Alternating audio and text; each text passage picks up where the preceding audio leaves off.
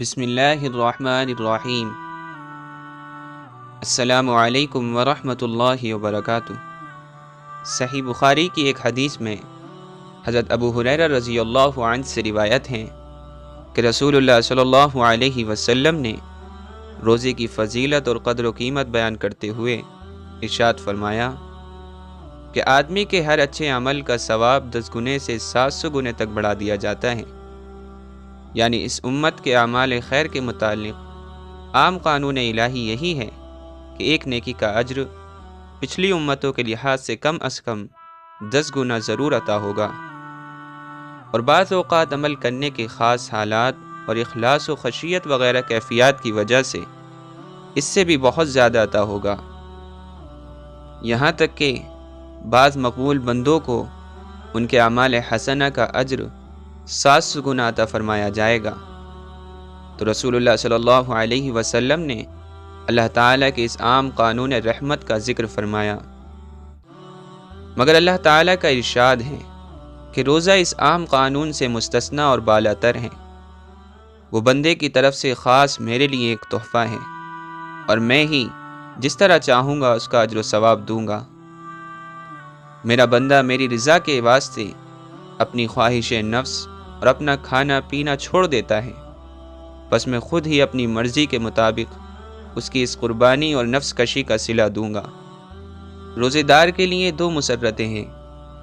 ایک افطار کے وقت، دوسرے اپنے مالک و مولا کے سامنے حاضر ہونے اور شرف باریابی کے وقت۔ اور قسم ہے کہ روزے دار کے منہ کی بو اللہ کے نزدیک مشک کی خوشبو سے بھی بہتر ہے۔ یعنی انسانوں کے لیے مشک کی خوشبو جتنی اچھی اور جتنی پیاری ہے، اللہ کے ہاں روزے دار کے منہ کی بو اس سے بھی اچھی ہے۔ اور روزہ دنیا میں شیطان و نفس کے حملوں سے بچاؤ کے لیے اور آخرت میں آتش دوزخ سے حفاظت کے لیے ڈھال ہے۔ اور جب تم میں سے کسی کا روزہ ہو تو روزے دار کو چاہیے کہ وہ فحش باتیں نہ کریں اور شور و شغب نہ کریں، اور اگر کوئی دوسرا اس سے گالی گلوچ یا جھگڑا کرے تو کہہ دے کہ میں روزے دار ہوں۔ اس لیے دوستو، جب ہم روزے سے ہوں تو ہمارے لیے یہ ضروری ہے کہ ہم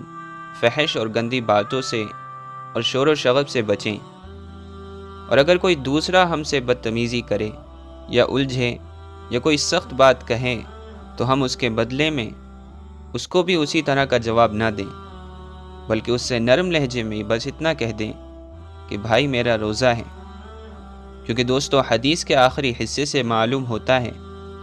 کہ روزے کی فضیلتیں اور انعامات جو بیان کیے گئے ہیں، وہ انعامات اور فضیلتیں صرف اور صرف انہی روزوں کے لیے ہیں جن روزوں میں کھانے پینے کے علاوہ شہوت نفس سے، حتیٰ کہ بری اور ناپسندیدہ باتوں سے پرہیز کیا گیا ہو۔ جس طرح سے صحیح بخاری کی ایک اور حدیث سے معلوم ہوتا ہے کہ جو شخص روزہ رکھے لیکن برے کاموں اور غلط باتوں سے پرہیز نہ کرے تو اس کے بھوکے پیاسے رہنے کی اللہ کو کوئی ضرورت نہیں ہے۔ دوستو، اللہ تعالیٰ سے دعا ہے کہ وہ ہم سب کو ہمارے روزوں میں گناہوں سے اور بری باتوں سے بچنے کی توفیق عطا فرمائے۔